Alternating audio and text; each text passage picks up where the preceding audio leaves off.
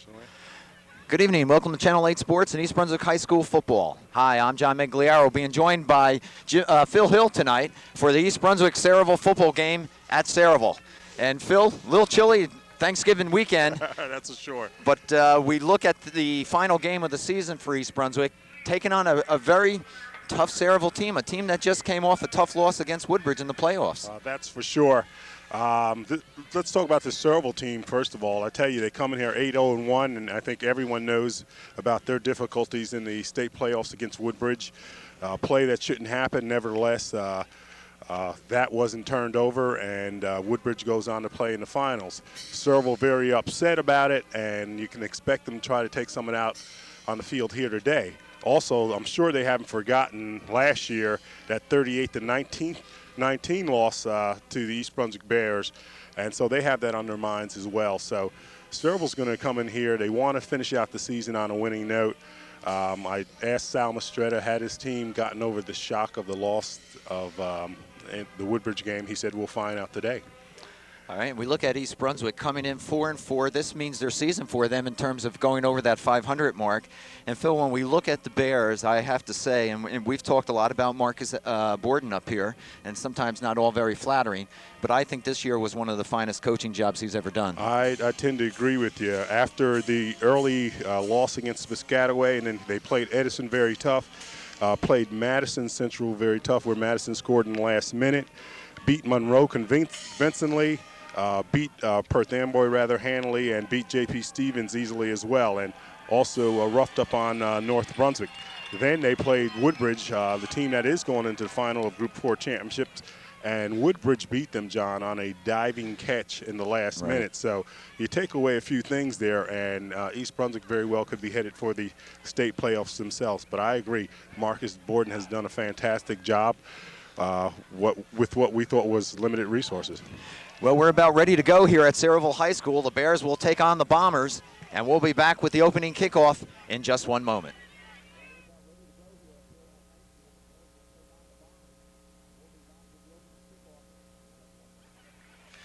But we're just about ready to go with the kickoff on this Thanksgiving weekend.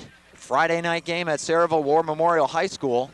The Bears come in 4-4, Sayreville 8-0-1. And the Bears will be on the receiving end. They're on the visitors' side, or in the moving right to left on your screen in the white uniforms. Kick is a good one. Fielded by East Brunswick at the 10-yard line. And moved back at short of the 25. I didn't see who. I believe it was Jim Shanaffy who took that opening kickoff, and right away, we're going to see the Bears get on offense, and I can tell you, John, you can expect something new. Marcus slipped into me a little bit earlier.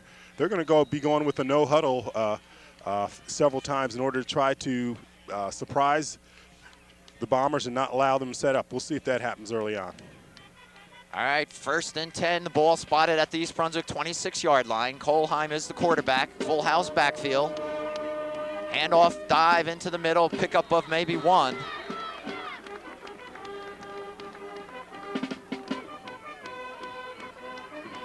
And I'll tell you, Mastretta said he was a little wary about trying to defense this Bear team because they do so many wild things. Pickup of about a half yard. It'll be 2nd and let's call it 9.5. Kohlheim keeps, pitches back. Flag is thrown as it was Quan on the carry. Flag is down. We'll see what the call is. Appears to be against the Bears and hitting below the waist, blocking below the waist. So that'll move him back.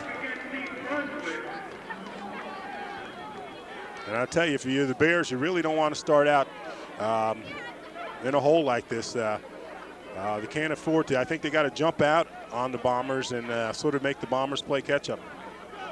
All right, they'll mark off the penalty. And that'll move the ball inside the 15-yard line. They'll spot it at the 13. It'll still be 2nd down, but it's going to be a ton.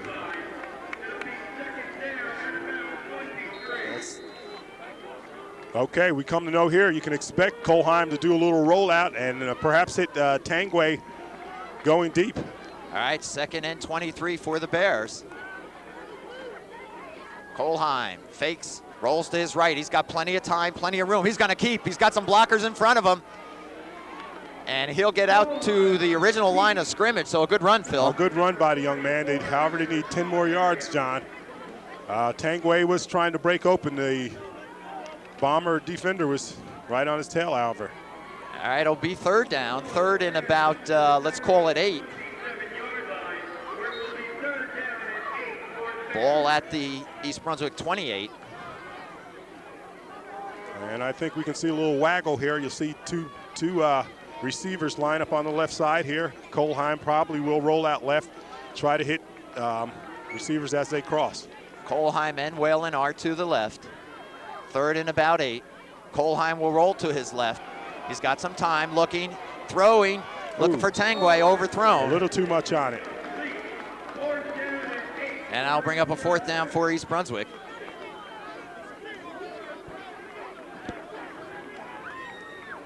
And that's just adrenaline, John. It's a little chilly out here. Kohlheim's arm's a little lively there, overthrowing Tangway. They would have had the first down. So the Bears will be forced to punt. And Sayreville will get it to go on offense for the first time this evening. Good snap. Kick is low. Bouncing around, Sayreville will let it go. And the ball's going to come to rest at the Sayreville 31-yard line. And that's where they'll go on offense. And I'll tell you, the Bombers have had to live. They're probably waiting for this moment for certainly over a week. You know, since that Woodbridge loss, nothing heals it better than getting back out there, having the opportunity to play football. Their season, they're glad their season in like that. So you can look for them to try to really take it to the Bears.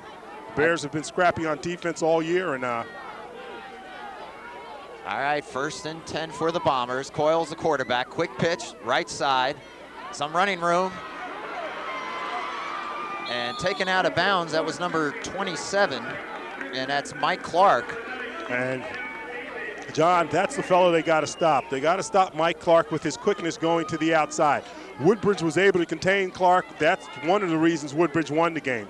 If the Bears are going to win this game, they got to be able to contain Mike Clark, not let him get to the outside and use his tremendous speed. Well, Clark picks up the first down and moves the ball across the Sayreville 40 to the 42-yard line. 1st and 10 for the Bombers.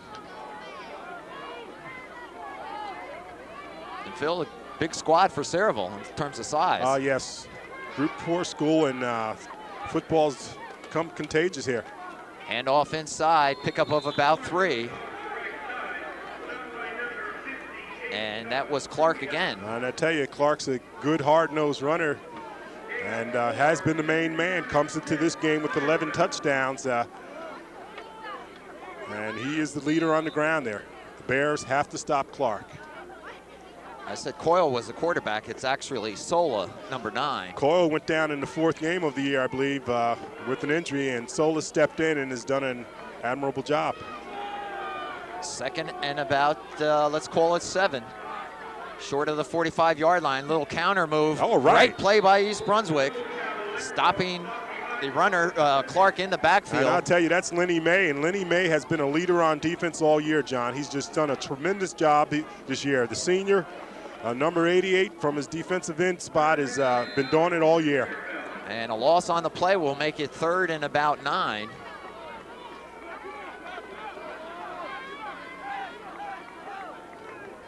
First quarter action. No score. East Brunswick Sayreville. We're at Sayreville's War Memorial High School. Friday evening, day after Thanksgiving. Sola is going to pass. He's being blitzed. He gets it off. Finds Clark. And Clark has the first down. And the young man hung in there, Phil. He hung in there to the very last minute and really put something on it, get it down there. David Kilkenny in on the tackle, along with Jason Jacobs. First down, Sayreville in the East Brunswick territory. The ball spotted at the East Brunswick 44-yard line.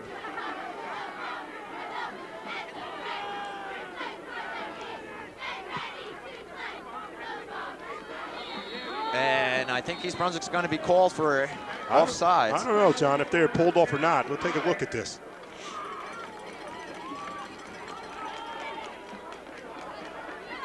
Dead ball foul, offside against the Bears. So 5 yards will be tacked on. It'll make it first now and 5. The ball sitting at the East Brunswick 39-yard line.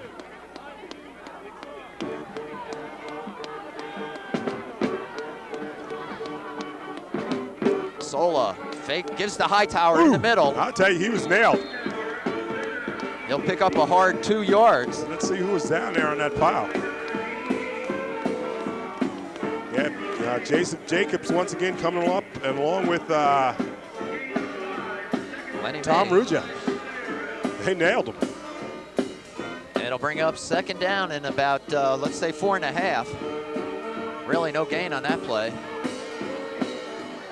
Sayreville is on the move. First quarter action. Sola drops back. He's looking, being pressured. He steps up. He's going down. And I'll tell you, nice job by the Bear defenders. And that loss will bring the ball back to the Sayreville 45-yard line. And a host of East Brunswick defenders in there. And this Bear team has been playing good defense for the last 4 games, John. Just a tremendously improved team over the team that we saw earlier. So it makes it third now and 11. Clock down to 6:50. And Sayreville will pass off here, but they'll also do a reverse, John. Done a little scouting of them. They don't come out with that I formation. Sola, quick pitch. This is Clark, left side. Turns the corner, still on his feet. He's got the first down. What a nose. A nose right at the first down mark there. Sola never stopped churning his legs and picked up all that all-important first down. So Clark carries the Bombers to a first down to the East Brunswick 31-yard line. Michael Clark, I'll tell you, he doesn't look very big, but he's actually 6 feet, 185 pounds, and he doesn't look like that to me. That's what the statistics say. Let's check that out. So Sayreville with the first down, trying to keep this drive alive. Handoff inside. Pat Walsh on the carry, number 49, and Walsh picks up, let's give him a yard. Call it 2nd and 9. Yeah. Mike Clark's more like 5'8", 160. That's more like it. But a gutty performer.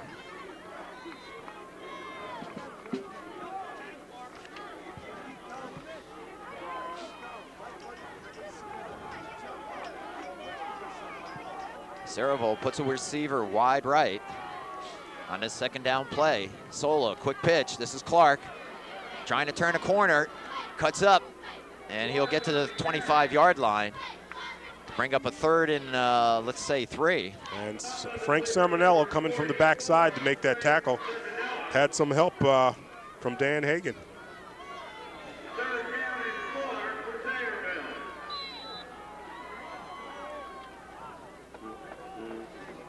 And John, the temperature's starting to drop. Yeah, you can feel it. And we're really kind of in the dark here at Sayreville We're in the High dark School. up high. So it's hard reading programs and figuring out numbers. Here we go. Third and let's call it 4. Sola on that little counter to Clark. He's got a hole and he's going to have 6. He is quick, Phil. He is very quick. The speedy back. Michael Clark, his 12th touchdown of the year.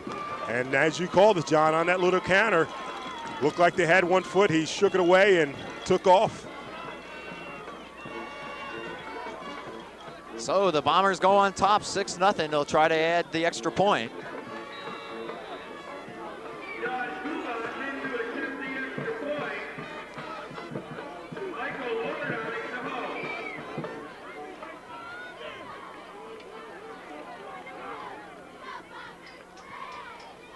Poor snap, and they're going to call a procedure play.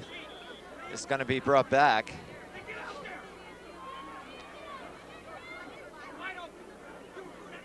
And let's see.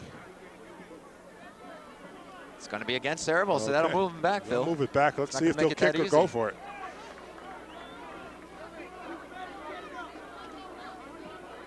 And they're still going to go for the 2. No.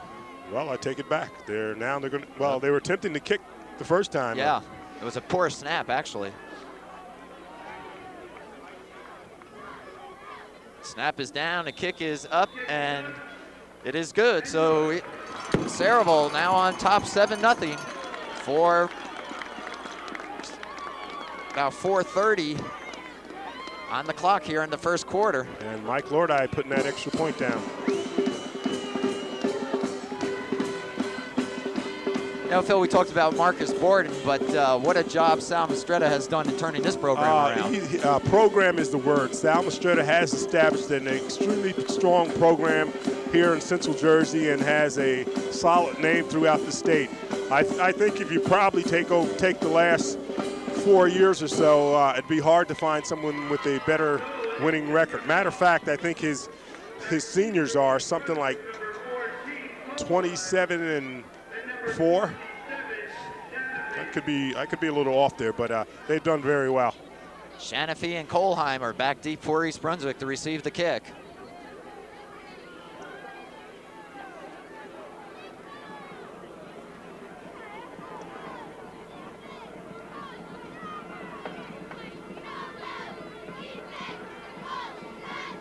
And here they go. East Brunswick was missing a player. Mr. Whalen comes on a little bit late. Nevertheless, he's in place. All right, we're ready to go now. Good kick. This is going to be Kohlheim at the 10-yard line. Look to take it up the left side. Still on his feet. And fumbles. He was down. He was down. Still East Brunswick's ball. Okay. And I tell you, Kohlheim just trying to pick up that extra yardage there. And the ball popped out that appeared after he hit the ground.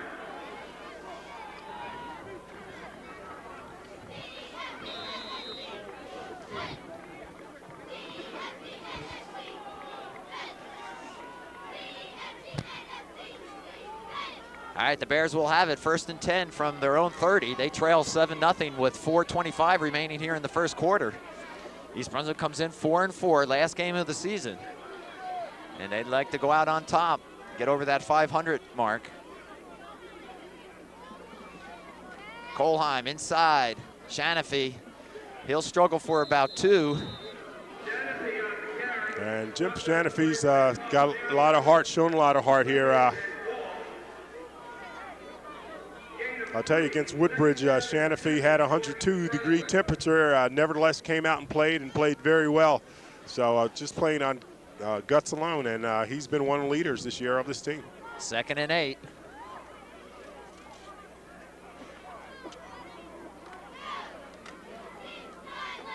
Ball that time is fumbled by East Brunswick, and Sayreville has it. Mark Sabatino picking up some good yardage there. I think an arm was stuck in there and knocked the ball loose. Mark went one way, the ball went the other way, and the Bombers recovered. Boy, the last thing you want down in your own territory, Phil. That's for sure. So it'll put that East Brunswick defense back on the field.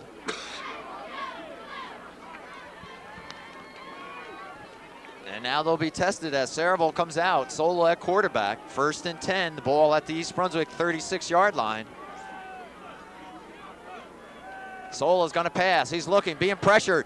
He's going to be dropped, and he'll get back to the line of scrimmage. And good pressure from that front 4. I'll tell you, Sean Daly blown in there as well. Again, the Bears, the big play is what kills them most of the time, but they've been playing steady defense all year. Solo actually falls forward for a yard, so we'll call it 2nd and 9. Ball sitting right at the East Brunswick 35. Clock running, 2:38 remaining here in the first quarter. Bears trailing 7-0.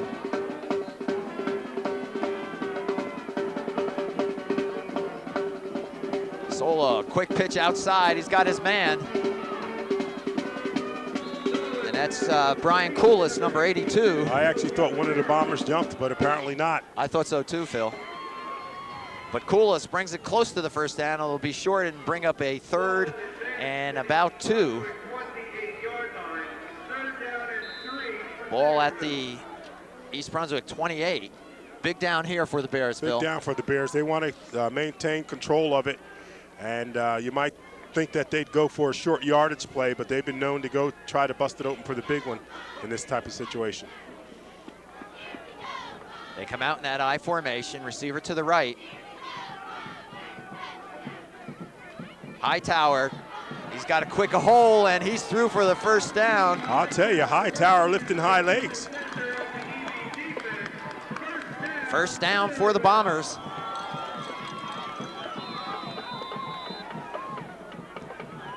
Hightower gets to the East Brunswick 21-yard line. And that's Hakeem Hightower showing some good running there. And I'll tell you, Mistretta just seems to come up with a bevy of backs here. They're interchangeable. Where one stops off, the other one picks up. First and 10.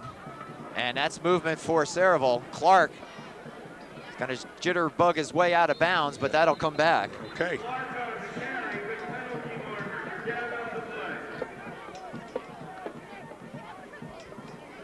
That'll be motion against Sayreville. And I'll tell you, I said at the top of the game, the Bears are dealing with an angry Bomber team. They thought that they should be playing for the state championship this week. And then you add on top of that, they didn't forget last year when the Bears surprised them 38-19. And we didn't cover that game, but what a game. Jim Varick had 4 touchdowns, 275 yards on 33 carries. And Sal Mistretta and his team hasn't forgotten that. So the Bears aren't going to sneak up on them at this time. I think it's going to be just a well-played game all the way around for both teams. We have a minute 4 seconds remaining in this period. Bears trailing 7-0. Sayreville looking at a 2nd and 15 after the penalty. The ball at the East Brunswick 27-yard line. Sola looking, sets, puts it up in the air for Walsh. Wow. Just a little too far for him. I'll tell you, fine effort by Pat Walsh. And Walsh is just a junior himself.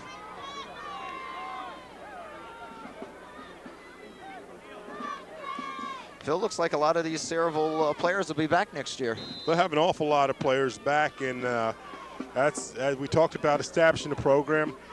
Sal Mistretta has done that there, and young people in Sayreville want to play football. From the Pop Warner level on up, everybody's talking football. Second down, still 15 yards to go. And Sayreville puts 3 receivers to the right. Solo will look to his right. Now he'll scramble. Gets out of the pocket and it's dropped for a loss. I'll tell you, as you watch Sola, John, you got to fathom this. I don't believe Sola played last year, nor Michael Clark. You have Cleary and McKinley, right, and you add those 2 guys who have been a big plus this year, and you could think about what would have happened. It would have certainly added an extra dimension to that team, and no telling what they could have done. Well, Sola came out of nowhere. He's a basketball player. No, he's been around. He's a basketball player. Didn't play for a few years and decided he wanted to play, and has done extremely well. And I think we're going to have a delay of game against Sayreville, so they're moving backwards, and that's got to help East Brunswick. With 9 seconds remaining in this first quarter.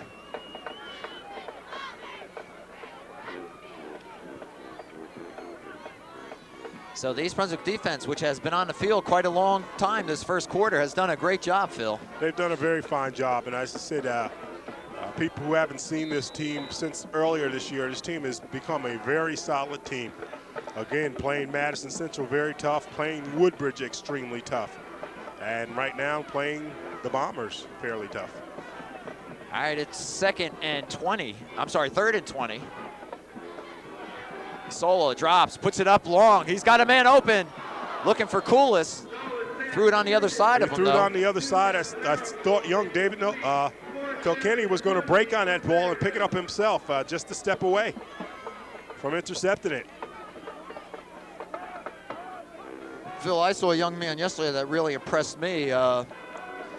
One, because he was my size, but this Robert Young from South River can throw that ball. Robert Young, just a freshman there in South River. A lot of young backs there. Jonathan Harris and the kid named Curtis Zachary. All fresh, 2 freshmen and 1 sophomore. Yeah, a lot of young talent around. In the entire county, quite honestly. That's for sure. Well, Sayreville, their first punt of the evening, and there's going to be a procedure call, and I think it's going to be against Sayreville, Phil. I think that center did the old double clutch there. I'll tell you, sir, if it is Sayreville, then they're being rather sloppy right now. And this time, I don't know. They're huddling. They're saying it's against East Brunswick, but that center moved that ball twice and got away with it.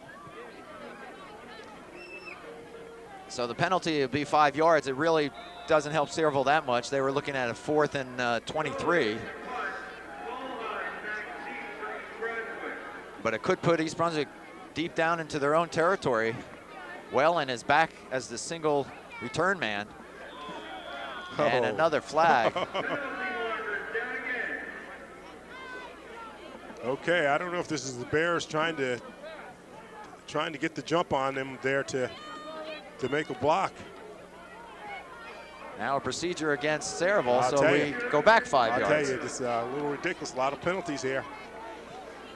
And when it's about 25 degrees out, the last thing you want is slow down in the game.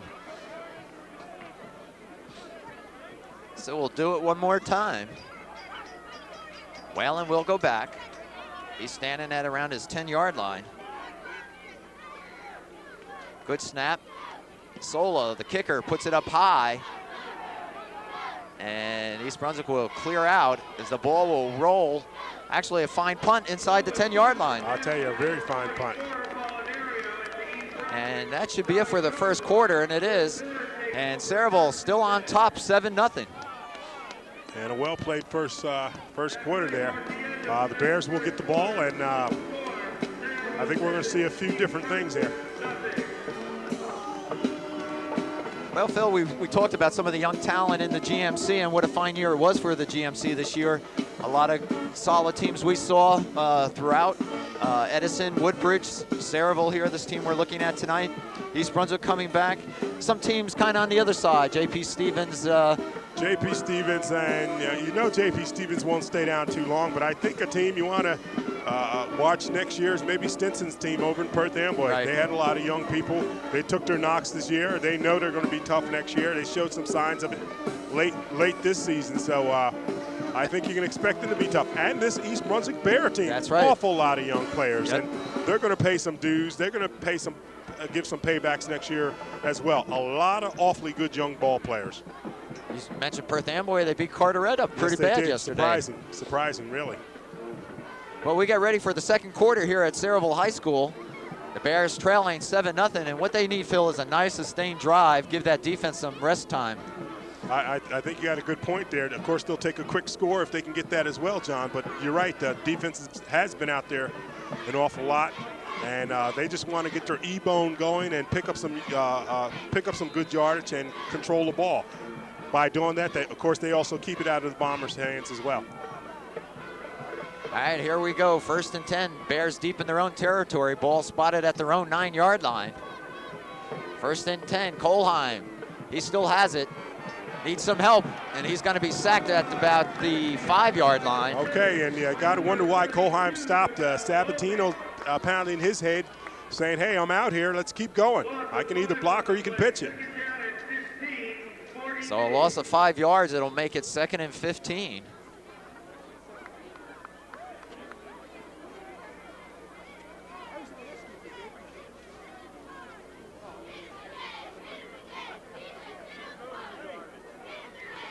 Can't afford a mistake here. East Brunswick already has 1 turnover. Kohlheim keeps, looks over the middle, has his man. Caught at the 15-yard line. I tell you, he threaded the needle there. And I think that was Lenny May, Phil, number 88. Number 88.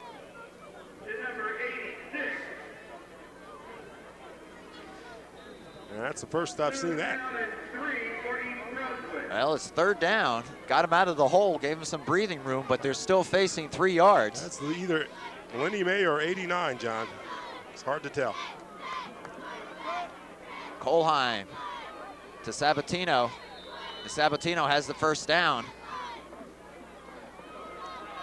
Had to be Lenny May. So the Bears will move the chains. And John, they're doing exactly what we talked about. Controlling that ball, picking up yardage, giving their defense a rest. Well, this drive started from their own 9-yard line. The ball's now sitting at the Sayreville 23-yard line. 1st and 10 East Brunswick. That E-bone formation is behind Kolheim. Second man through, gets tripped up, and maybe picks up a yard. I think it was Shanafy on the carry. And I tell you, the Bombers have some beef on that line, and awful lot of good ball players. Number 78, Dan Lenon, leading the charge there. Now let's call it 2nd and 10. Really no pickup that time.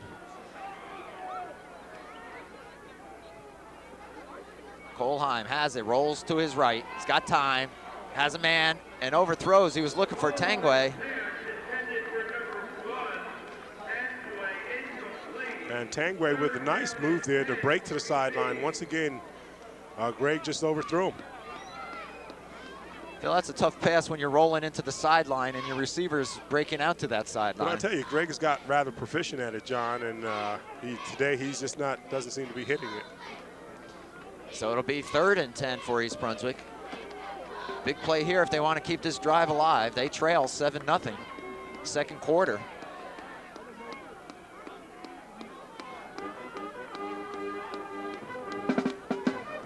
Kolheim will drop back, looks to his left for a little screen. He's got him.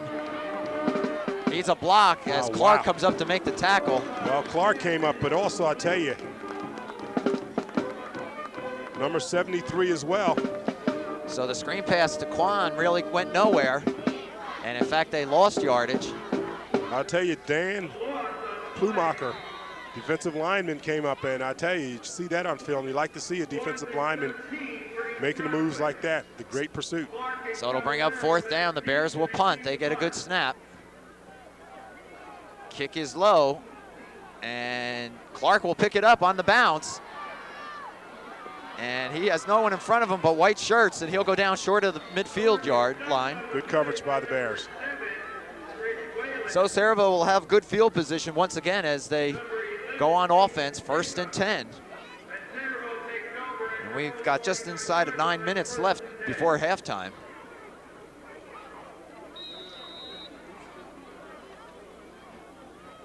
So the Bears are back out on D. And don't be surprised if the Bombers come with a big play right here, something deep. Sola brings him out. There's Clark, and he runs head on into number 61 for East Brunswick. And you could hear from here, that was David Hagan, I believe. And he slammed him. David Hagan, 5'10", 188 pounds, and just an aggressive tackle there. Pickup of 1, 2nd and 9, just across midfield is where the ball lies. Sayreville has it, and they also have the lead, 7-0.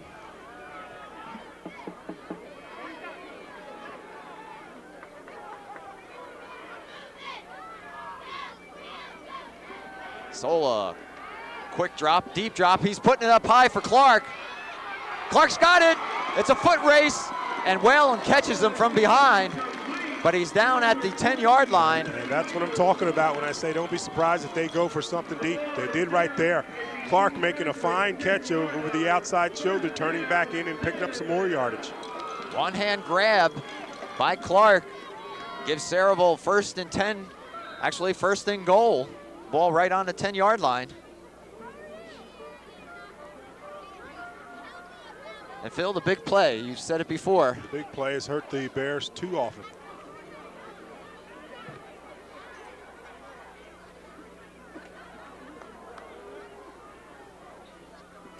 First and 10. Pitch Ooh. And a slip. He was stumbling, but the defense was right there to make sure he didn't go anywhere.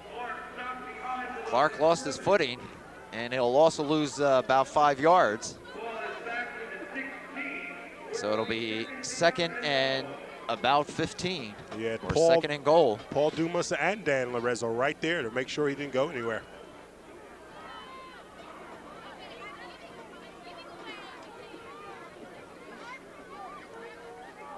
Sayreville cannot pick up a first down. They must score. Ball spotted at the 16-yard line of East Brunswick. Solo, quick pitch. Clark's going to throw it. He puts it up in the air. He's got a man, Koulis. And and it's out of his hands. Good defense by East Brunswick. I tell you, there's some battling going on down there. Clark coming up to throw the pass. Left-handed, a left-hander putting up there hanging. I tell you, young receiver almost came up with it. Cavallero.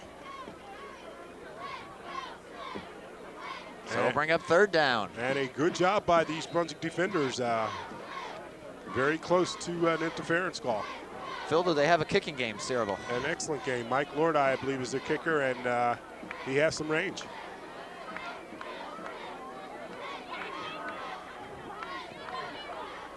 All right, 3rd down for the Bombers.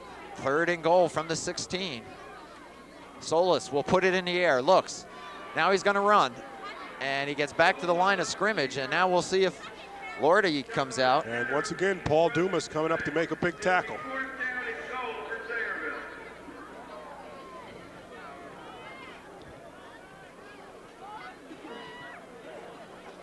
So East Brunswick holds tough after that big play. And will force Sayreville to go for a field goal. Ball's going to be spotted at the 24-yard line, so this is a 34-yard attempt. And, good snap, the ball is up. It's got the distance, it's good. And the Bombers go on top 10-0 now. And that was number 16, I believe, John. And that is, we gotta check our program here. John Kubash. Number 16, John Kubash kicking that ball. Well, plenty of foot. 34-yarder makes it 10-0 now, Sayreville.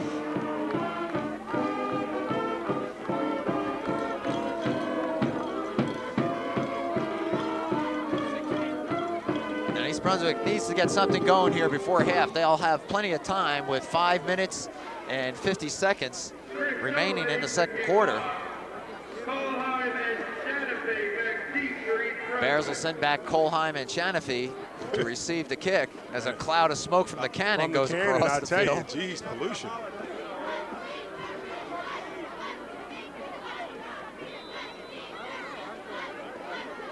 And Sola kicks it off, and no go. I think we're going to have a penalty here. Probably offsides against Sayreville. And I tell you, if you're a coach, sometimes that upsets you because there's really not much of an excuse for it as much as you practice it.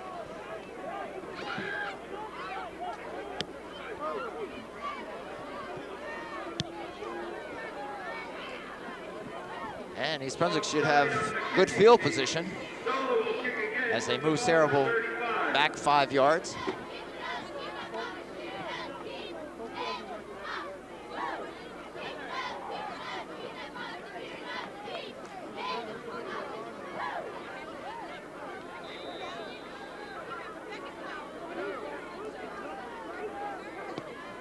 Solo will kind of line drive it.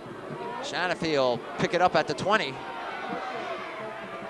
And breaks out of the pack. Here we go. It's a foot race. Shanafi, he's gonna go 80 yards. Touchdown, East Brunswick. I'll tell you. And Kohlheim almost had a clip. Threw a block there that really wasn't necessary because Shanafi was gone already, and it wasn't a clip. But you're right. You had to grab your heart there because there was no need for it. Sanofi was gone. Philly kind of fumbled it, hesitated, and found the seam. And so many times you see that where you bobble the ball and then the defense sort of freezes for a while, and he broke right up the middle, didn't hit to the left sideline, and took off. Jim Sanofi using that excellent speed. And I believe that's his 9th touchdown of the year. 80 yards puts East Brunswick on the board. 10-7, the extra point could bring the Bears within 3. Good snap, kick is up and good. So the Bears trail now by a field goal. And we said East Brunswick needed to get something going, and they sure did. And I tell you, there's probably not a happier person in this stadium than Jim Sanofi's dad. I had the opportunity to sit in the stands for a few games and was behind him for one game, and the man knows the game. He's right in the game and calling plays before they happen and everything. So, you know, he's got to be excited right there. He enjoys the game. And, John, as you point out, the Bears are right back in this game. Well, it was what the doctor ordered. East Brunswick, unable to really mount anything on offense, did it with special teams this time. And now the Bears. We'll see if they can get that ball back. 5:36 remaining, second quarter. They'll kick it off. On the ground. Walsh drops it, now picks it up. Crosses the 30 to the 35 and finally comes down at the 36-yard line.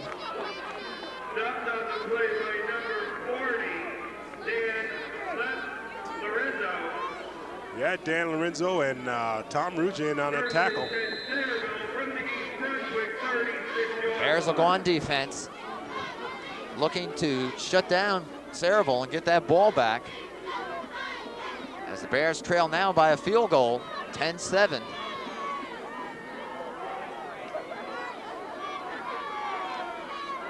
Sola brings out the Bombers from the 35, 1st and 10. Clark sweeps left, finds a hole. Wow. And a great tackle there. Super tackle, otherwise Mr. Clark is gone. And that's our buddy Hagan again. He's playing a super game today. He doesn't get Clark. He doesn't come in and get Clark's legs right there. Clark has hit that outside and he's gone. Pickup of 2. It'll be 2nd and 8 for Sayreville. Ball spotted at the Sayreville 36-yard line.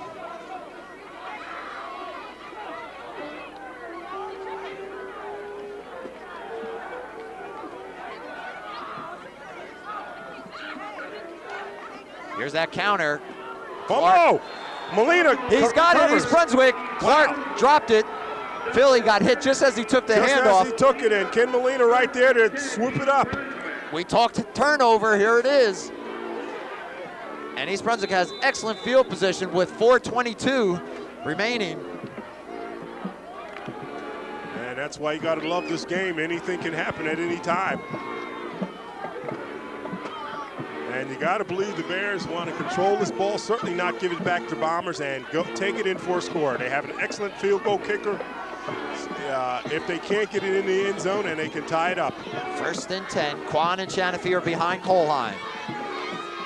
Colheim looking, throws it up. Oh, mercy. And it's intercepted. Mercy. And a flag is thrown. And when it took off, we saw it was a bad pass as soon as it took off from his hands there. Didn't quite set his feet, and just probably the worst case scenario. You just really didn't want that to happen. Flag is down. As I said, they're in decent field position, John. If they could control that ball, they got an able field goal kicker that certainly could have tied the game. They'll look at man downfield for East Brunswick, declined, and so it'll go over to Sayreville. And Sayreville will have it 1st and 10 at the East Brunswick 24-yard line. I'll tell you, it really hurt.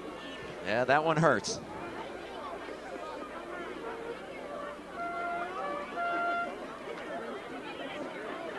All right, it'll be up to the Bear defense now to try to get that ball back once more. 3:30 left, second quarter. Clark again. Clark gets up to the 25.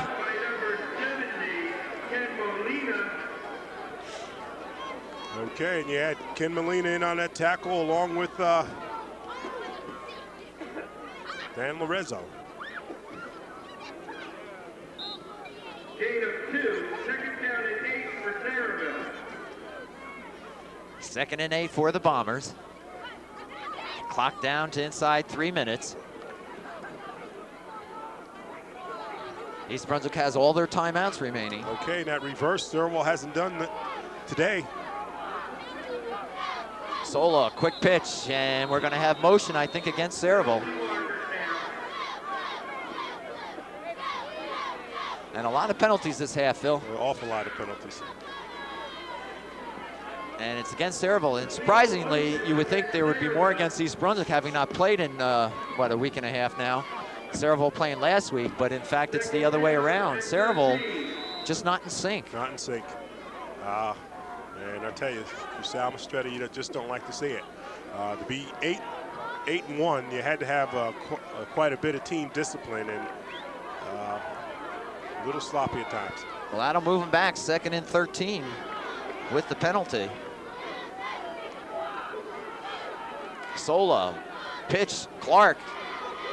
Look at the speed on this young man as he turns the corner, but he'll be taken out of bounds. And that'll be a break for East Brunswick with Clark going out. That's right. Because that'll stop the clock with 2:17 showing. And that'll save East Brunswick from having to use a timeout. And it'll bring up 3rd and 7. East Brunswick holds them here, they'll get it back. And they should have pretty good field position. But this is the play right here.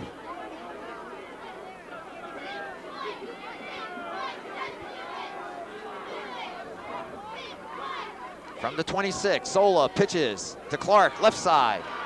Clark's going to be ridden out of bounds again. I'll tell you, and Mr. Habib, Dave Habib, coming up with a super tackle, not letting Mike Clark get anywhere.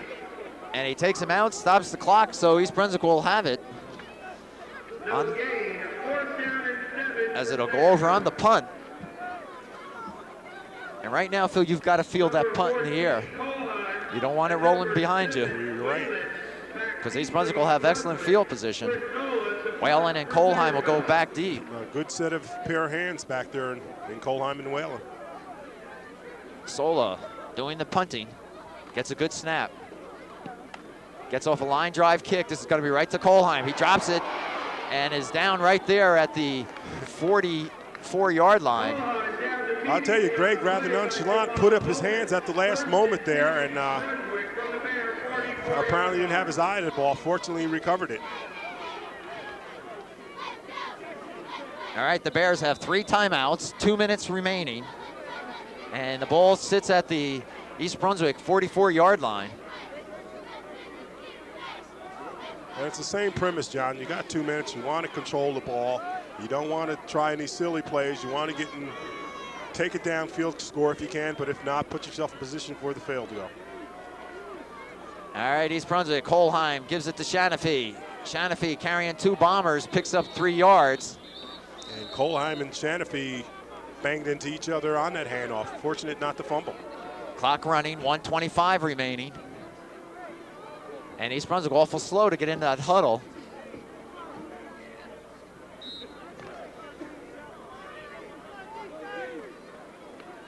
(1:12). 2nd and 7. Ball just across the 45-yard line of East Brunswick. Kohlheim has it, needs some protection. He's got it, he's got a man open, he finds him. Shanafy over his head. Man, I tell you. And Aji Patosho, Tim Aji Patosho was open down there. Greg just didn't see him. That'll stop the clock with 1 minute and 1 second remaining.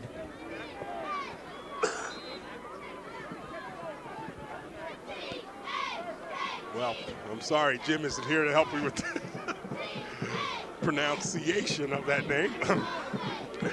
I give you credit for trying, though. All right, East Brunswick, 2 receivers to the right. 3rd down and 7. Kohlheim rolls to his right. is looking, plants, puts it up in the air. Aji's there, and a flag is knocked down. Push it The off. ball's intercepted, but it'll go back to East Brunswick. Wow, what a run. I'll tell you.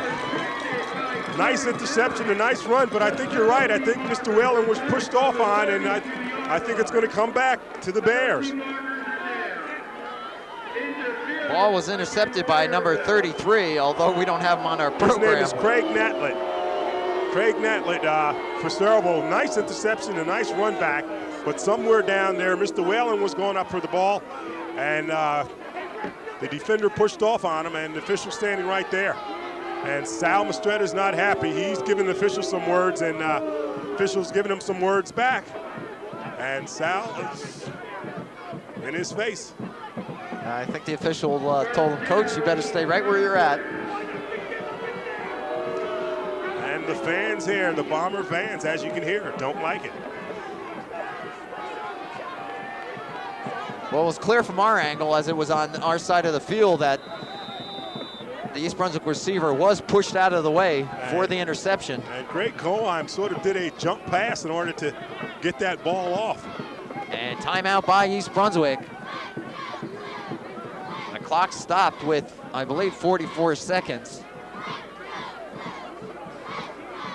The ball is spotted at the Sayreville 37-yard line. And fortunate for the Bears that the official was right on the call there, John. It wasn't a late flag or anything else, right on the call. And the Bears have to simply try to take advantage of this. They'll have it first down, but the clock is the most important factor at the moment.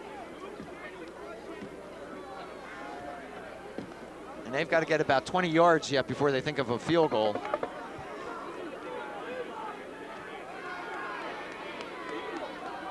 Okay, Marcus Borden running off the field has spoken to the troops, and let's see what they're going to come up with.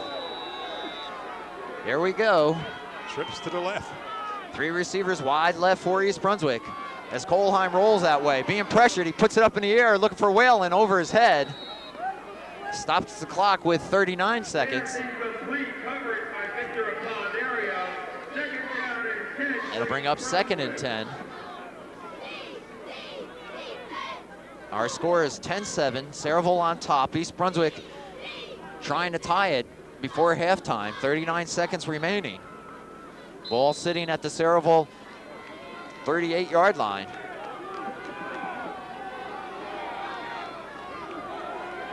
Three receivers again to the left.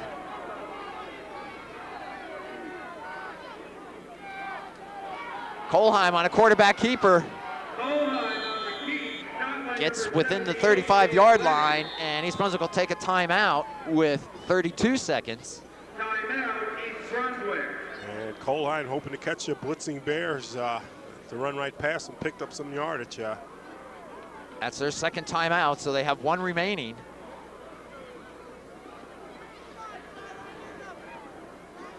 And we should mention, Phil, that our good buddy Jim is not with us this evening. And I tell you, we sort of really miss Jim. Jim is Jim doesn't root for many teams, but he certainly has an affinity for the Sayreville Bombers, knows the team extremely well, and certainly would have added an extra dimension here tonight. We certainly do miss him. And he's missing a good one here.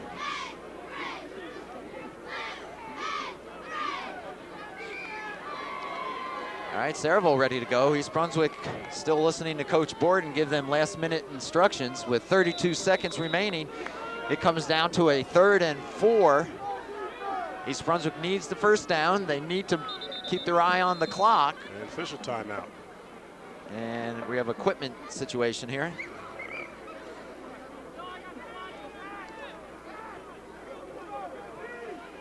East Brunswick going with that same formation of, actually they got 4 receivers now to the left side. And Kohlheim rolls that way. Kohlheim looking for Whalen. Mercy. And throws another interception. And that should do it for East Brunswick for this half anyway. I'll tell you, Whalen's going long, and Kohlheim, I don't know if it's Whalen's job to hook there or what, but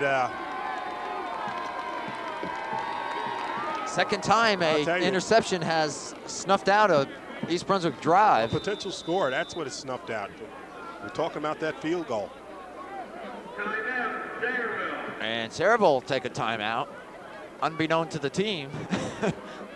And Marcus is talking to Greg Kohlheim on the sideline, not talking to Whalen, so. A little confusion. You got to believe responsibility lied there. Ladies and gentlemen, I'm pleased to announce that the Morgan Parlin Panthers midget football team finished their season 12-0. And some confusion as to what's going on. A timeout was called and charged to Sayreville. Sal's out on the field saying, I didn't want to use it just yet. Nevertheless, I'll take it. They will play Northwood, Maryland for the Mid-Atlantic Regional Pop Warner Championship at Homedale High School. Well, it'll be 1st and 10 for the Bombers when they come out of the huddle. The ball just shy of their own 30-yard line. And they'll have 22 seconds to work with.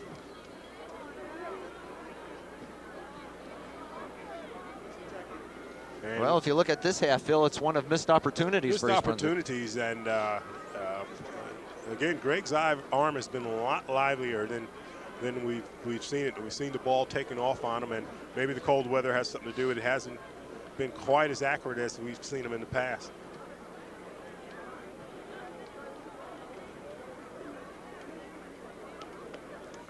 So if you're Sal Mistretta, do you just kind of run out the clock, 22 seconds, or do you try to light the scoreboard up one more time? I think you got a large crowd here, large Bomber crowd here, disappointed because you didn't make the playoffs. Sal Mistretta wants this game, wants to win it. Says if they win this game, it'd be the most wins they've had in 40 years.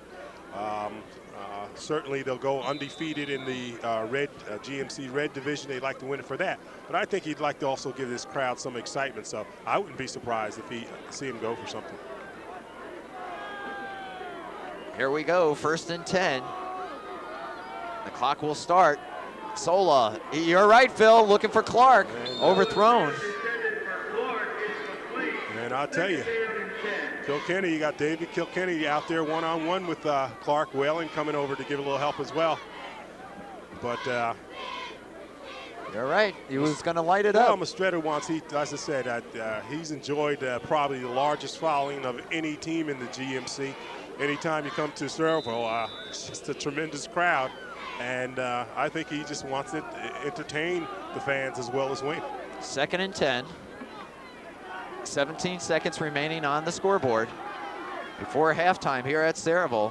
Bombers on top, 10-7. Sola again. He's got Clark. Who? Good pass, just out of his reach. Same thing. Let him fly and see if he can hook up with them. And Sola's going to need a little, Clark's going to need some oxygen here. That'll stop it with 12 seconds.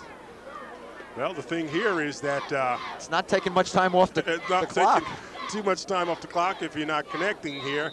And are you going to do this 2 more times, or are you going to? Well, he's got 3rd down, 3rd and 10. The ball sitting at your own 29-yard line. And it's a perfect time for a draw or a count or something like that, because you know the Bears will be blowing in there, perhaps expecting him to pass. Well, they got double coverage on Clark, who's wide left. And now they'll go deep the other way for Koulis. I don't get it. It's not even close. I don't understand that myself, because East Brunswick's got, well, 7 seconds. Now, With 7 seconds remaining in the Now, this is interesting, Phil. On a punt, you call the fair catch and have one offensive play, or do you try to get a punt return? well, you got game breakers back there for your punt return. I don't know, the way East Brunswick's taking a timeout to talk about it. I don't think they want to take the timeout right now. Well, someone called it. Surprise. I am too. And Marcus looks surprised as well. Phil, we talked about Marcus Borden. We talked about Sal Mistretta. Boy, if you talk about 2 coaches who know each other fairly well, these guys work in the summer. They have their own camp. BMY camp, and right here at Sayreville, as a matter of fact, they had it last year. One of the hottest few days in the history of mankind. They had their camp. But they are good buddies, good friends. They do run their camp together, mutual respect. And, you know, one is always for the other when they're not playing each other. But make no mistake about it, both of them want to win this game very badly. All right. Gonna bring up 4th down for Sayreville. They're gonna punt it. Sola's back, or at least we think they're gonna punt it.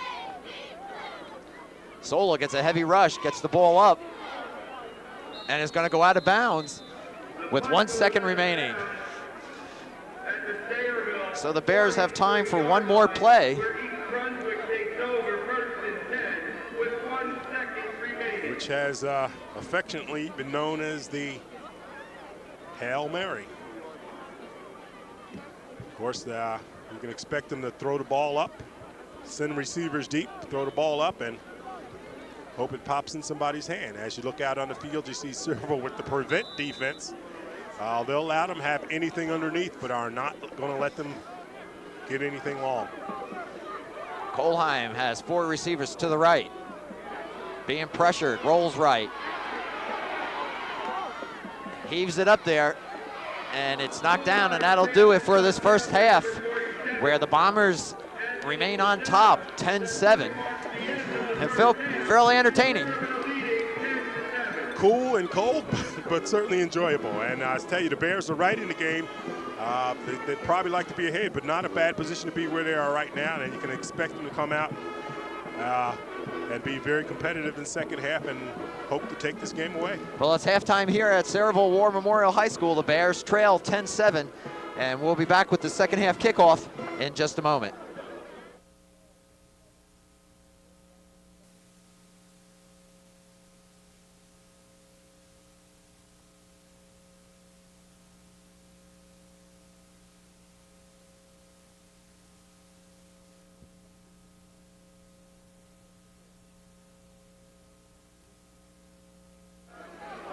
Well, welcome back to the second half of this East Brunswick-Sayreville football game. And Phil, the temperature is dropping. I tell you, it really has, John. And I tell you, it's a senior night here at Sayreville War Memorial High School. And the Bears have some seniors of their own we'd like to say goodbye to. Jason Jacobs, Rich Gittermer, Mike Chalner, Ben Lebowitz, Dave Habib, Jeff Sanofi, Tom Ruja, Ken Molina, and Alan Wells. And to those young men, as always, we wish them all the best. We thank them for all the many thrills they gave us on the football field over the years, and wish them continued success in whatever they do. As East Brunswick kicks off to start this second half, trailing 10-7, and a great kick sends Kaloa back to the 5-yard line. He's still on his feet as he's dropped as he gets to the 30. And Cavallero, you're right, he caught that ball with nothing but with hands and didn't allow it to come into his body, and picked up some good yardage as well.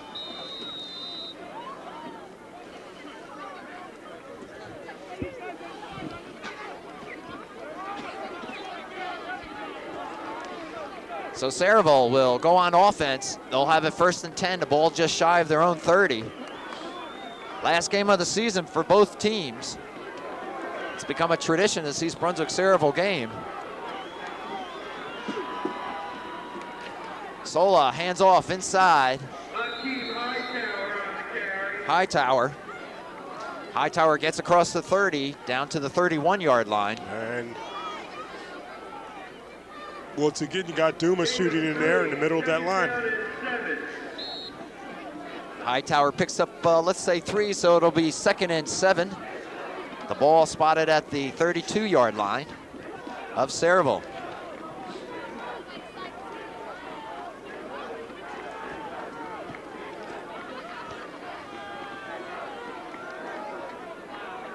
Sola calling signals, drops back, sets, plants, throws, he's got his man. First down, Sayreville. And a catch by Talley for the first down. That's Craig Nallett, I believe, number 33 for Sayreville. And a nice throw by Sola. So the chains are moved, first down. So we start this third quarter. As we mentioned, the Bears come in 4-4. Sayreville 8-0-1. And they lost last week in the playoffs to Woodbridge, Group 4. Sola inside goes Hightower once again. And Hightower is slammed back.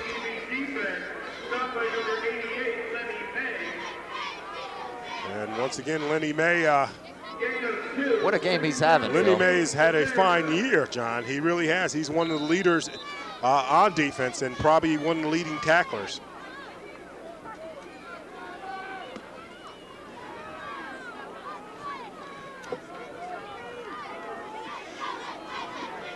Second down. Hightower picked up one. We'll call it 2nd and 9. Ball at the Sayreville 46-yard line. Sola pitches to Clark on the right side. Clark picks up a couple. Will bring up a 3rd down. Mike Clark on the carry. Gain of about 2. Bringing up a 3rd down and 6. And Jason Jacobs coming up to make the tackle.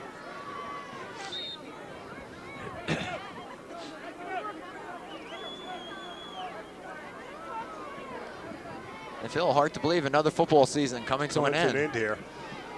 And I'll tell you, 3rd down here and 3rd and about 6 for Sayreville.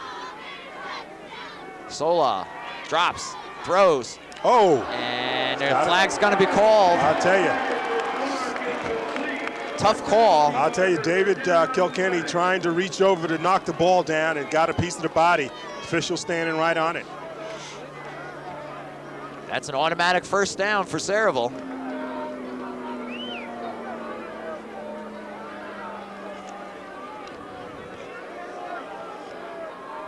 Pass interference against East Brunswick. And Kilkenny, just a sophomore.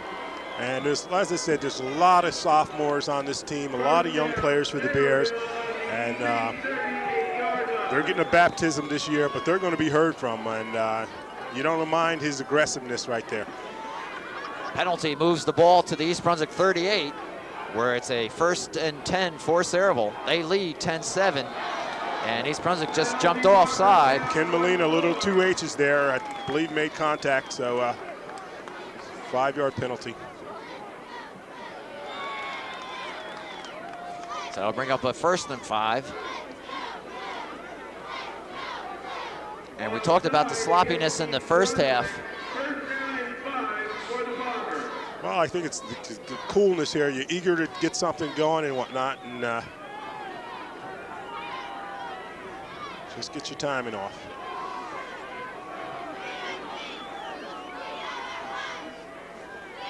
Solo inside to Walsh. Walsh has got a hole. He's got the right side.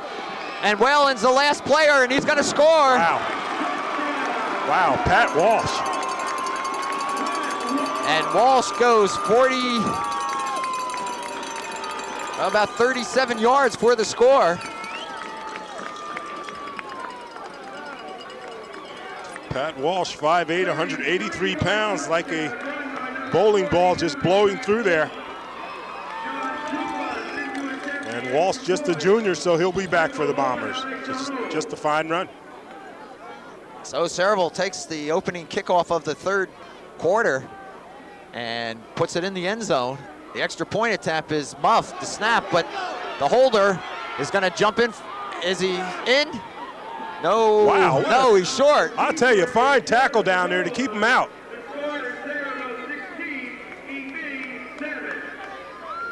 I'll tell you, a fine tackle, John. I didn't get who that was. I didn't see it either. I think it was number 40.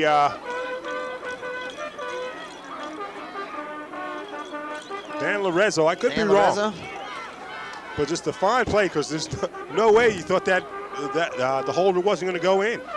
But they knocked him right back and keeping him from picking up that 2-point conversion. So with the missed extra point, the score is now Sayreville 16, East Brunswick 7.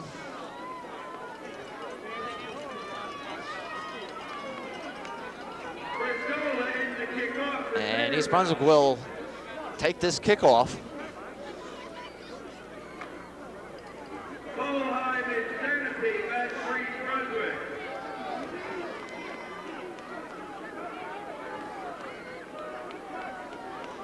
And once again, Colheim Shanaffy deep, and Colheim. oh, I don't know if he touched it. He's going to pick it up at the 5. And still on his feet. wow, Still on his feet. I'll tell you, From where he started to where he ended up. just a fine effort on his part. That ball looked like it hit something on the field, or maybe just a cold, hard spot and just took off. Colheim had presence of mind because I believe he touched it, but I think the ruling might have been the momentum. If the momentum took it in the end zone, then it would have come out to the 20 anyway. He took no chances, brought it out to the 20. Ball's going to be spotted at the 19 where East Brunswick will have it, 1st and 10. Trailing by 9 points, 16-7. From the E-bone, Colheim looks left, puts it out there. He's got his man. It's going backwards. And I couldn't see who made the reception. The number, that's Aji. Driven out by a host of Sayreville tacklers. And Tim trying to pick up some extra yardage. Actually Retreated, however. got maybe a yard after all that. Second down and 9 for East Brunswick. So it'll bring 2nd down and let's say 9. Ball spotted right on the 20-yard line.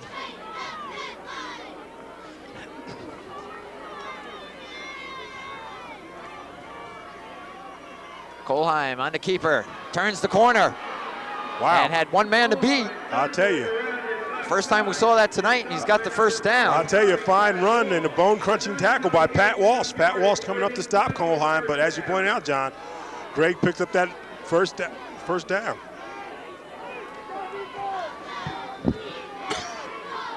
So the Bears move the chains. They need something big here to get back in this. They're down 16-7 after coming within 3 at halftime. And Colheim gives it inside. Sanofi gets back to the line of scrimmage.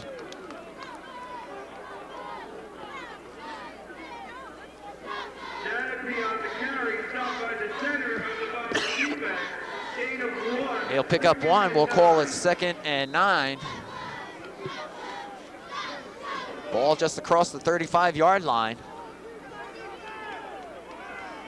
And we haven't heard from Jay Tangway today. Colheim has tried to reach him several times today. I don't know if he's been successful.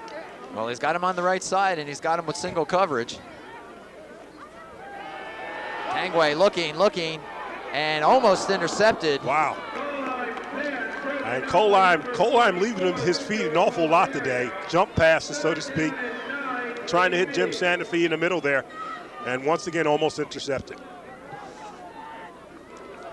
Brings up 3rd and 9.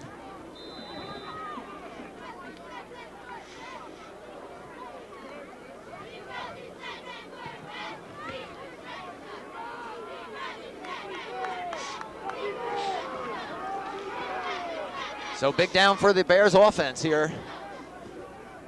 They need 9 yards for the first, keep this drive alive. Colheim looking, sets, throws across field, and picked off. I think it's intercepted. They'll see if they'll say he was in bounds. Yes. Intercepted by Sayreville. And that's Cavallero, I believe, number 82. You're right, Phil. Showing the good hands. We know he has good hands on offense. Showing the good hands on defense right there. I believe that's 3 interceptions tonight. 3 and could be a lot more. Could have been a lot more. A number of them dropped. Sayreville will have the ball in great field position at the East Brunswick 48-yard line. They have a 16-7 lead. And we have 6:50 remaining here in the 3rd quarter. Here's a pitch to Clark. He scoots to the outside. One man left, turns the corner, and then steps out of bounds. Wow. How fast is he, John? I mean, he's got Vernell Johnson type speed. I mean, the way he's moving around there. We don't see many people that fast on a football field. Well, I thought you were quick in your heyday, but I think this kid's got you beat, Phil. By a step. 1st down. And Sayreville looks like they're getting it all in sync now, Phil. Well, they come out rather businesslike here, and They seem to be taking it to the Bears. Sola calling signals. Gives it inside. Walsh fighting his way. He'll get to the line of scrimmage and no more. And a host of Bear tacklers there, I tell you. The first tackle, again, was Lenny May. Number 88 slowed him down until his teammates came up to make the stop.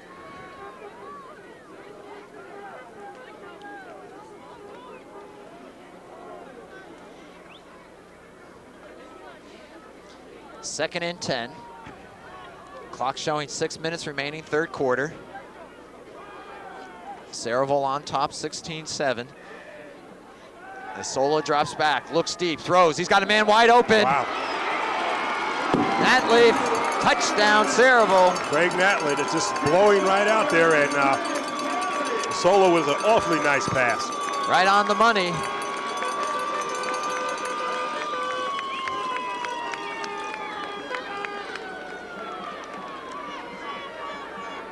So it's now 22-7.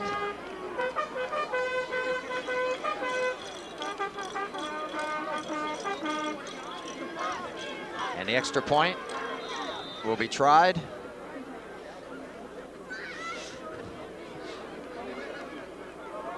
Well, certainly Sayreville came out motivated this second half. 2 possessions, 2 scores.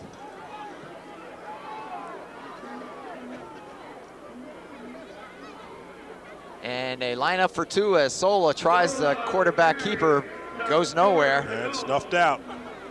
So the score will remain 22-7, Sayreville on top.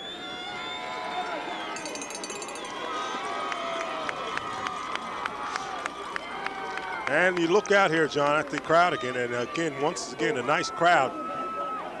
I don't know if they're a football crowd. I mean, they're clapping politely. Maybe it's the cold weather. But an awful lot of people out here, and Sayreville's been consistent with that. A good following, even when they weren't having the great years. And if you're Sal Mastretta, you got to be awfully pleased. Well, Phil, you played against Sayreville.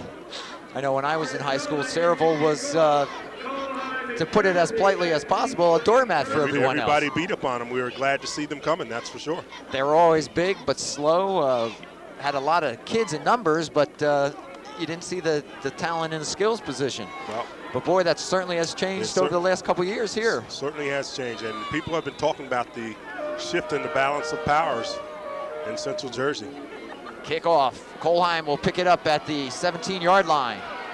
Looking for blockers and gets rammed as he gets close to the 30. Ran into his own man that time. He certainly did. I was sure he wanted to tell him, get out of the way so I can get something going here. So the Bears now desperately in need of getting something going on offense as they trail 22-7. Jeremy Fisher sort of got in the way and trying to help Greg.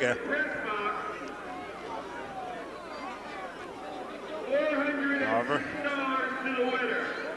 Kolheim will take the snap. Gives it to Sabatino. Sabatino on the left side. He stood straight up and short of the the line of scrimmage. He'll lose about a yard.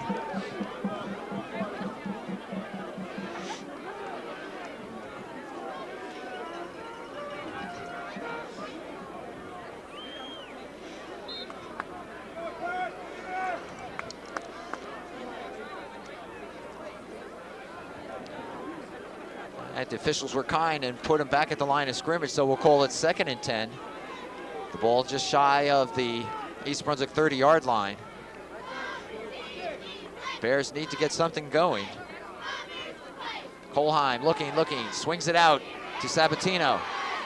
On his feet, dragged out at about the 30-yard line.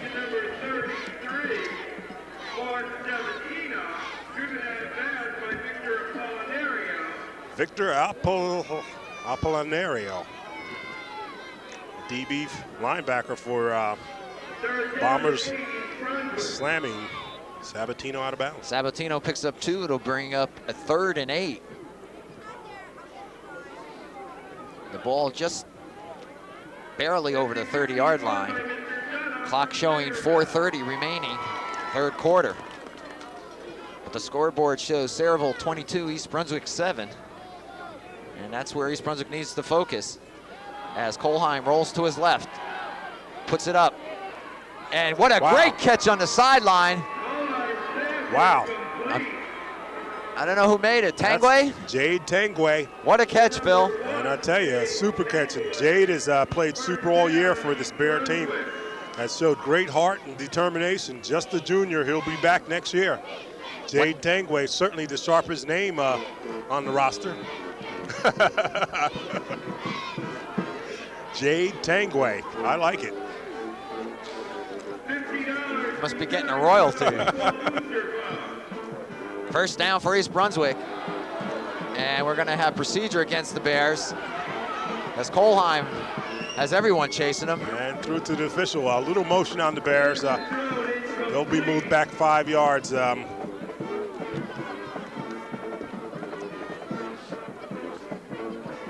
Quan, I believe, moved prematurely.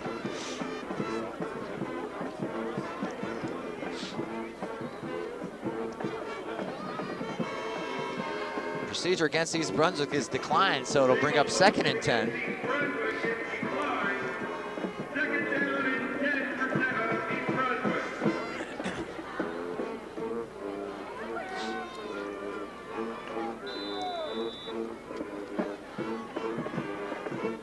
Ball just shy of the 45-yard line.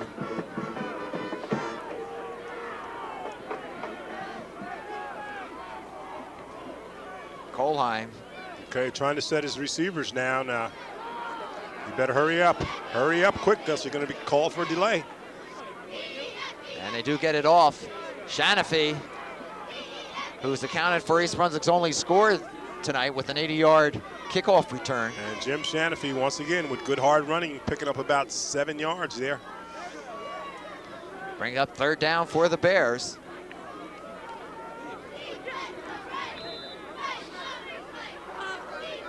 Clock down to 3:35 in this 3rd quarter.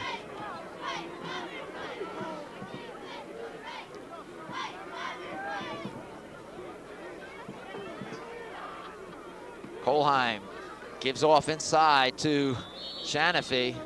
I'm sorry, Sabatino. And he's going to be close, Phil. Let's see where they mark it. I think they're going to have to bring the chains out on this.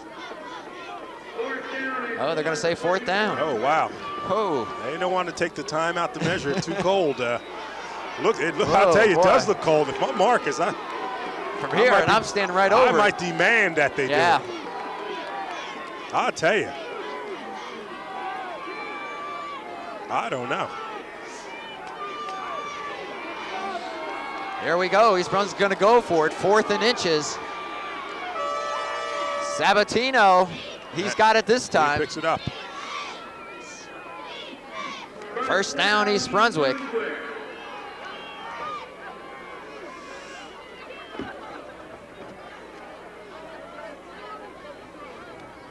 And Mark Sabatino slams in there for that all-important 1st down. And the clock starts up again. 2:30 remaining. 3rd quarter.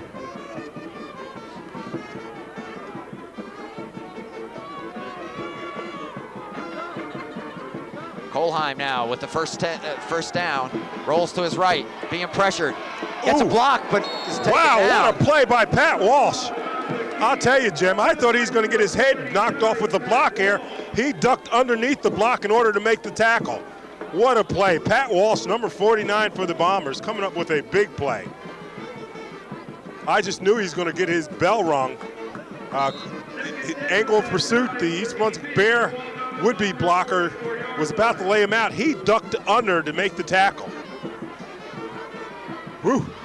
And when it looked like Kolheim had said running room, he was held to 1 yard. So it's 2nd and 9. And Walsh is doing it on both sides of the ball tonight. Kolheim keeps, steps up, looks to pitch, and is wrapped up and dropped.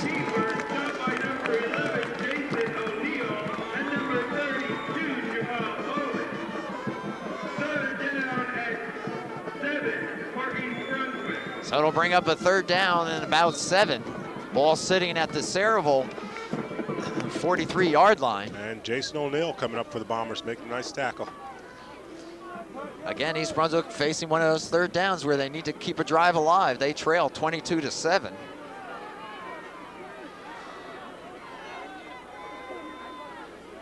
And Kohlheim will fake, roll to his right. Being pulled down, but he gets the pass off to Shanafi. 1st down at the 25-yard line. Unbelievable. Tangway and Shanafi right in the same area there. Shanafi a little in front of Tangway and makes the reception there. And Phil, those two have been kind of bound together all night on that side of the field. And a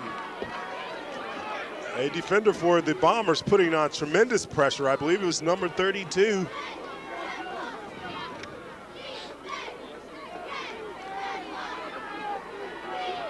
First down for East Brunswick. Ball at the Sayreville 25-yard line. Shanafi, he's got some room. Down to the 20. Stopped by number 44, Victor Apollinario. Shanafi, good run.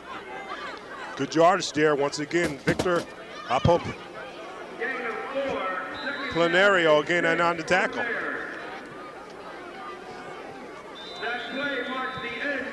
And that'll end the 3rd quarter. The Bears trailing 22-7, but they finally put an offensive drive together this 2nd half, Phil. That's for sure, John. And I tell you, it is cold up here, John. I think some of the equipment is frozen. I mean, I don't know. I thought I heard one of our cameramen fall there. So here we go, the last 12 minutes of the 1993 season. The Bears trying to come back and create the upset, rather, much like they did last year.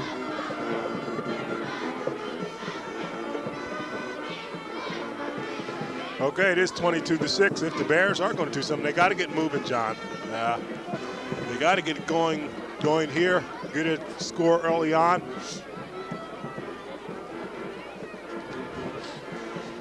I'll tell you, everything's freezing up.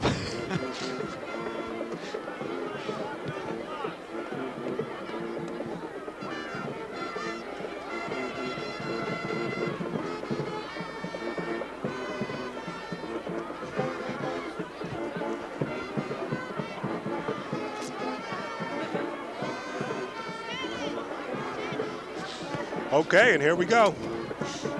All right, start of the 4th quarter, Bears have it. It's 2nd down, 2nd and about 5 from the 20-yard line. That is Sayreville's 20-yard line.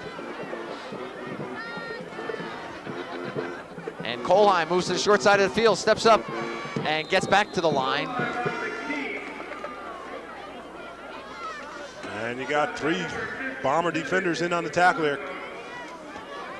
Clearly keen on Kohlheim right there. 3rd down and 4 for East Brunswick. 3rd down once again, 4 yards is needed.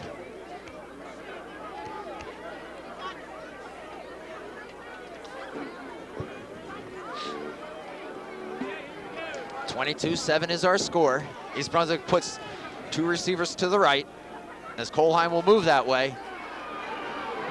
Puts it up in the air. He's got Whalen in the corner. Ooh. Knocked away. I'll tell you, very close play, a fine defensive play by Incomplete.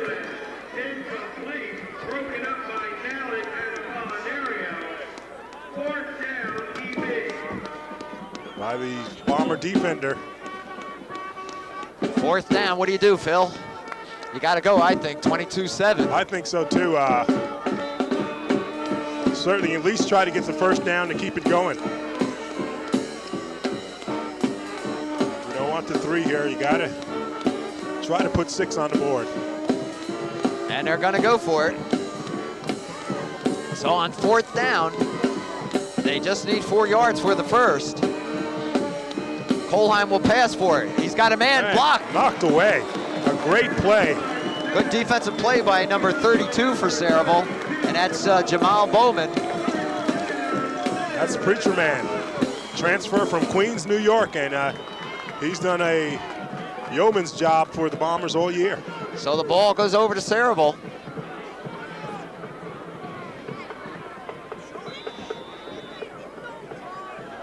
And just a fine defensive play by the youngster there. It appeared that Colheim had a receiver open.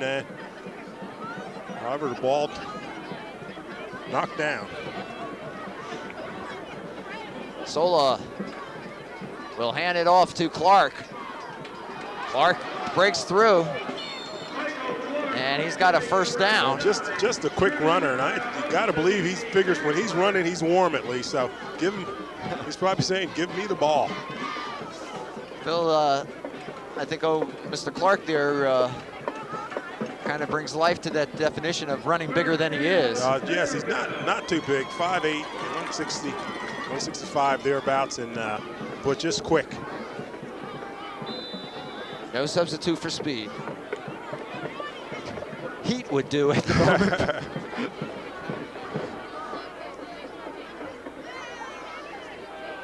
And Sayreville will be content to keep to the ground game. And a little counter, a little mix-up as Hightower gets nailed in the backfield. And falls forward. And Paul Dumas and his partners there to make sure. But he lost the yard. It'll bring up 2nd and 11.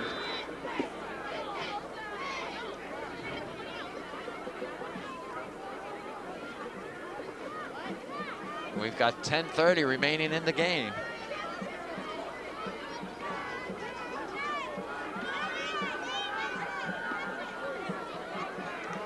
Solo gonna put it in the air.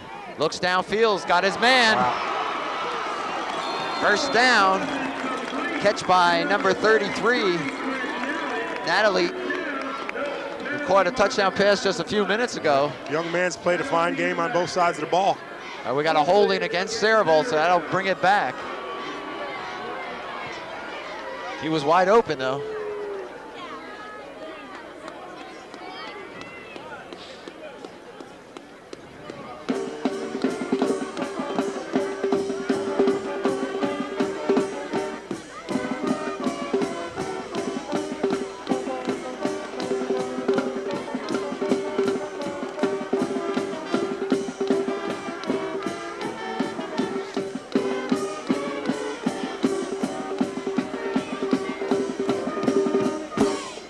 Total penalty, he'll move the ball back to the Sayreville 18-yard line. And you got to watch number 82. He's double teamed on this side here, but a dangerous receiver, Calaveri. 2nd down. And Selena gonna keep it, cuts up, and he'll pick up a few before they blow the play dead. But he'll keep that clock running. Once again, Lenny May and Tom Ruja.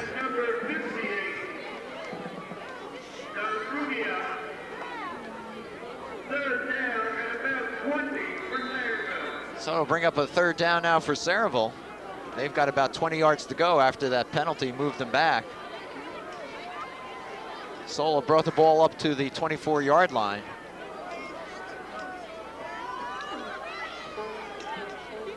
So if East Brunswick can hold here, they'll get it back. Sola quickly being pressured, gets away from it all, and he's gonna run it. He's got the whole right side here. Wow. And he may have a 1st down. I'll tell you, quick feet by the young man. Tom Ruja, once again, coming up to make the tackle. And they gave it to him, 1st down. And that hurt, Phil. They had him back deep. They had him. The young man showing some very quick feet in order to get out of there. Break it out for a 1st down. 1st and 10 for Sayreville. The ball at the Sayreville 44-yard line. They lead 22-7. 9:20 left in this game. Hightower finds a hole, keeps going. Woo! Still on his feet. Woo! Player. I'll tell you, Hightower, high stepper. I'll tell you, the young man's rather impressive. 2nd time we've seen him really bust through there like that and keep those legs moving. All young ball players should remember that. Keep those legs turning there. And he takes it down into East Brunswick territory, And to I'll the East tell you, Brunswick 26. Dave Habib, I believe, came up, stopped him from going all the way. But again, just a bevy of backs for the Sayreville Bombers.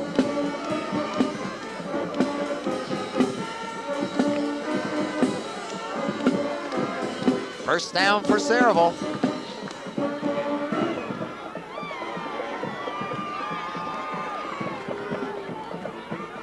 Here's Hightower again. Takes it to the 20-yard line.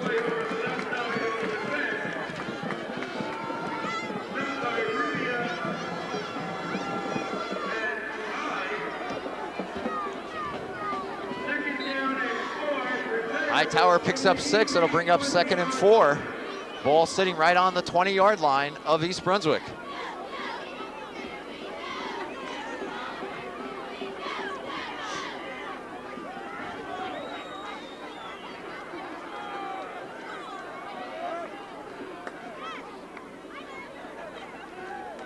Hightower once again fumbles the ball, and I think East Brunswick has it. They do.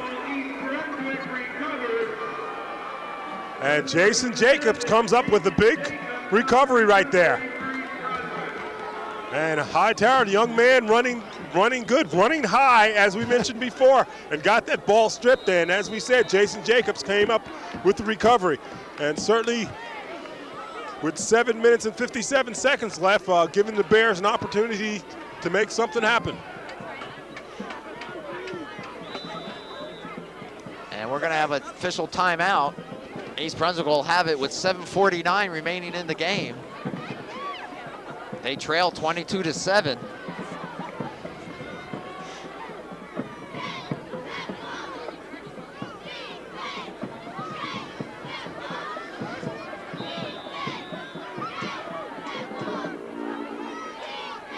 Habib's at quarterback, Phil.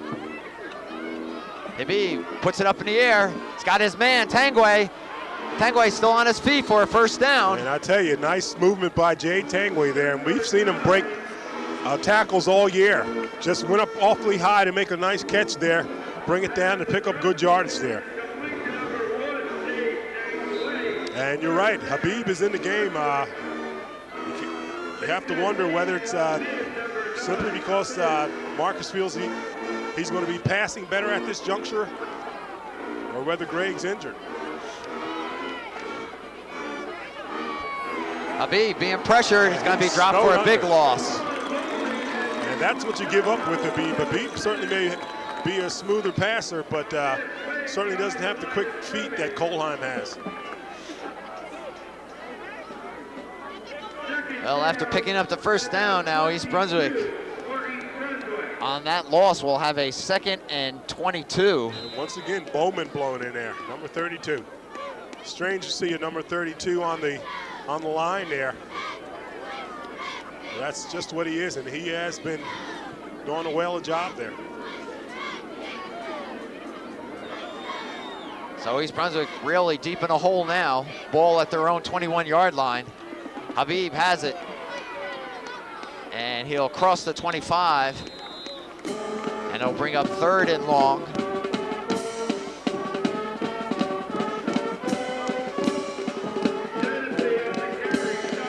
It's going to be 3rd and 15.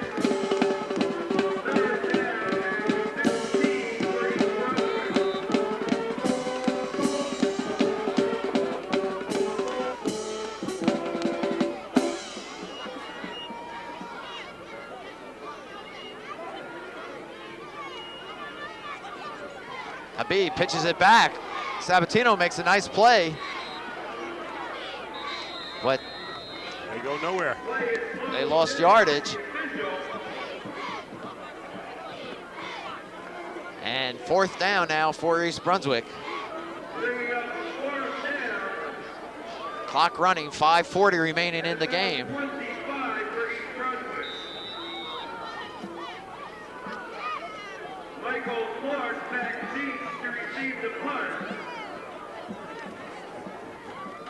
No snap. Oh, Sanofi can't get it off, and Sayreville has it at the 15-yard line. He tried to kick it, Phil, and it looked like it fell right off his foot. Tried to kick it on the run, and the punter just couldn't get it off. Low snap, hit the ground, tried to pick it up, tried to get some momentum and get it off. It just didn't happen, and the Bombers end up with good field position, and you can expect to see Mr. Clark here. I'm sure of that. Well, actually, he's coming out. To the sideline now. He looked over to the sideline and said, "You want me to come out?" Sola to Hightower. Now with both arms wrapped around it, he falls forward for a couple.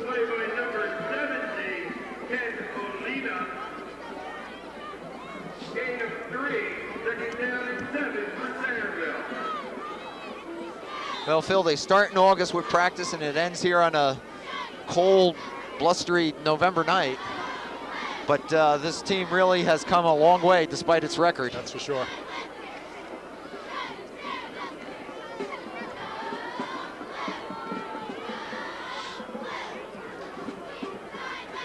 Second and about 8. Ball inside the 15-yard line for Sayreville. Quick pitch, Clark. And he's dragged down, no gain. They're trying to strip the ball. You got a bunch of Bears around there. Kenny May, Jason Jacobs, Sean Daly, Tom Ruja, all trying to strip that ball. So it'll bring 3rd and 8. Clock down to 3:45.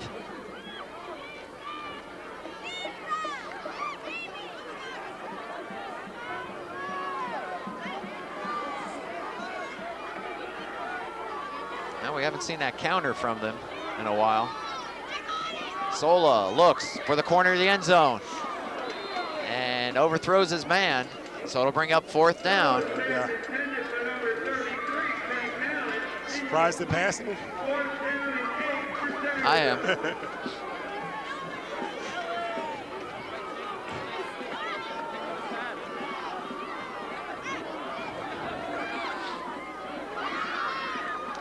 So 4th down.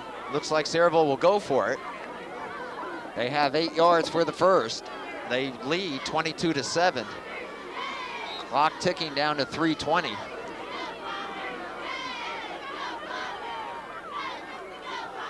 Sola being pressured. Little screen inside. There's no one there. And Cavallero scores. And we said you had to watch out for number 82, and they finally got him in the flow of the game there. Mr. Cavallero scored there, and of course they had to pass. You can't get on him for passing there. There's a 4th down with about it was 8 yards, yeah. 8 for a first down, 13 for a touchdown. Well, they set that screen up beautifully, Phil. They did. And you think I'd know about that cannon by now, and I mean, still I find myself jumping.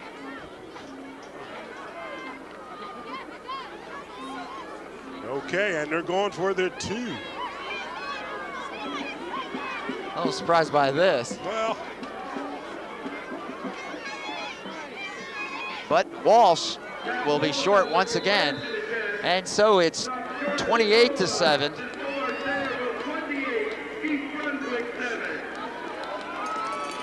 And East Brunswick would need 3 scores to tie. And they'll have 3:18 in which to do it.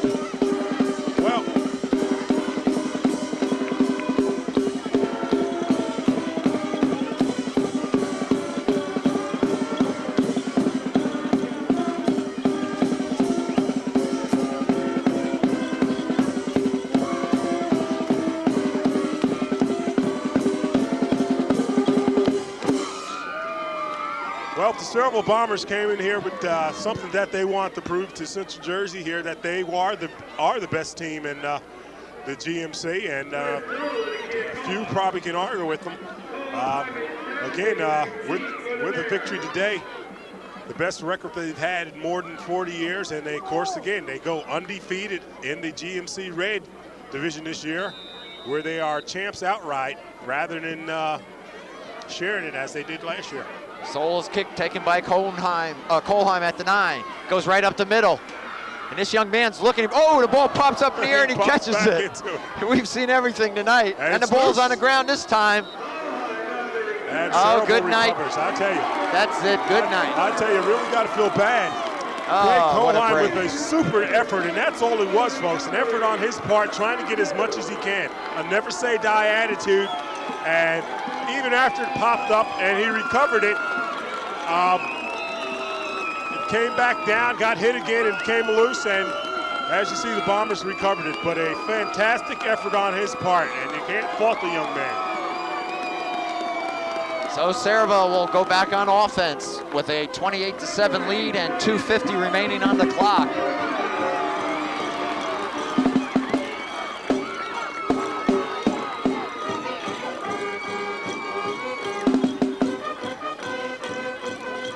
Hightower ducks in, picks up a couple.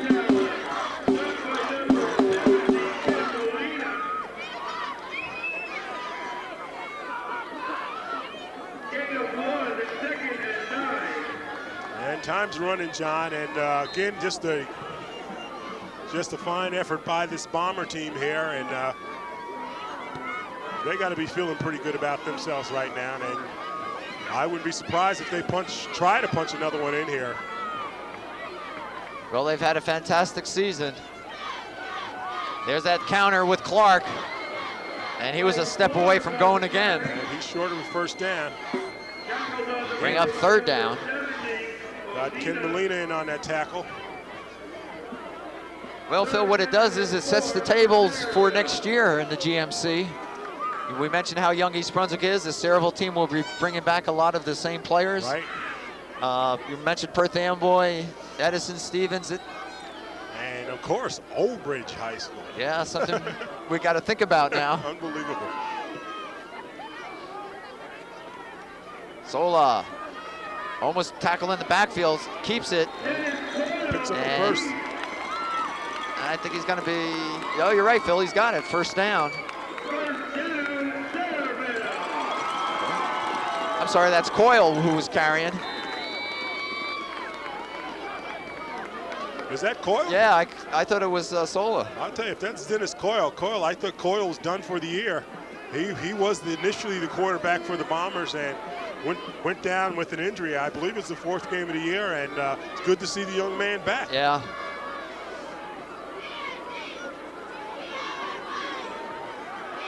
Clock down to 52 seconds. Coyle looks to put in the air. He's got Clark. Oh, right through his hands. I'll tell you. Pass was on the money. And I'll tell you, as I said before, Sal, part of this is Sal Mastretta giving something to the fans here. They've stuck with him all year, and one might be surprised that he's throwing, but Dennis Coyle hasn't been in much of the year and wants to allow him to have be able to participate more before the season ends. 43 seconds remaining. 2nd and 10.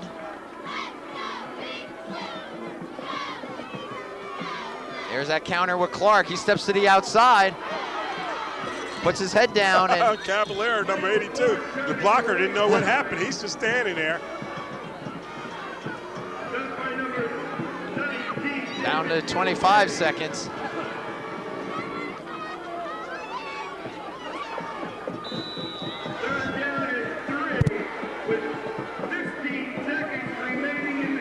Clock is going, 3rd down, and about 3 yards to go. The ball's inside the East Brunswick 20. Pitch to Clark. Strings it out. Turns, knocked out of bounds. That'll stop the clock. No, I think that's it. And that's it. So the final here from East Brunswick is the Sayreville Bombers 28, the East Brunswick Bears 7. Final game of the 1993 campaign. And while we didn't have many broadcasts, Phil, they were all exciting games. All exciting games there. And again, you got to take your hats off to the Sayreville Bombers. I believe they are the best team in the GMC. But you also got to look at the young Bear team, and they've been tough all year, and I think they're going to be a force to be reckoned with next year. Marcus Borden, I think, did a fine job this year. At the beginning of the year, we didn't think they had much in the way of talent, but Marcus proved us wrong, and they turned out to have a very good year. Well, the 1993 high school football season is over. The Bears finished 4-5. Maybe somewhat disappointed, but they certainly have built the foundation for next year. That's for sure. So for everyone associated with Channel 8, we've had a great season, and we thank you for being with us. For Phil Hill, I'm John Meggiolaro saying thanks and good night.